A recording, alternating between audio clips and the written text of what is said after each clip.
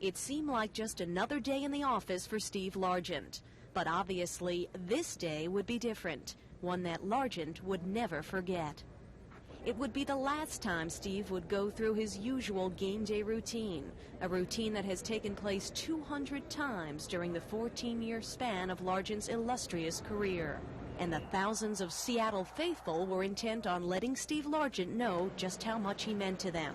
Chris Witt came from Alaska to do it. We ended up on 3 different ferries, and it's a little over 1,000 miles. It took us a week.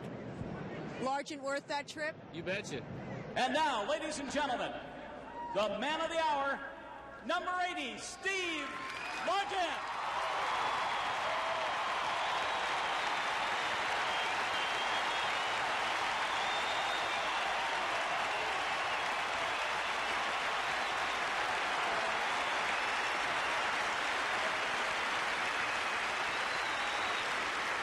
The pregame ceremony included faces from the past, his former Seahawk teammates, and of course his current ones.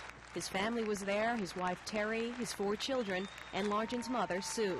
The Seahawks showed their appreciation by giving Steve a couple of reminders of his Hall of Fame career, a sculpture and a painting by Leroy Neiman. And then it was Largent's turn. All I can really say is thank you for my family, and God bless and have a Merry Christmas. Thank you. All those emotions that Largent had bottled up over the last few weeks had finally surfaced.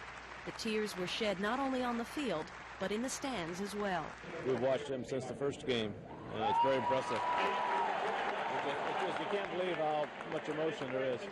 I've been watching the Seahawks since I was a little kid, and he's been there the whole time, so it's going to be pretty strange when he's gone. This is the first time I've ever even been to a Seahawks game, so I'm like, and I get to see Steve Largent's last game, so it's kind of like... You picked a great game to go to. Yeah. There was another story here at the Kingdome besides the farewell of Steve Largent. It was the farewell of Largent souvenirs. I heard someone actually bought a case of programs. One guy bought 4 cases. I couldn't believe it. I was asking for a program, and we got here early. How early did you get here? About 11:30. It wasn't early enough for a program, but early enough to witness history.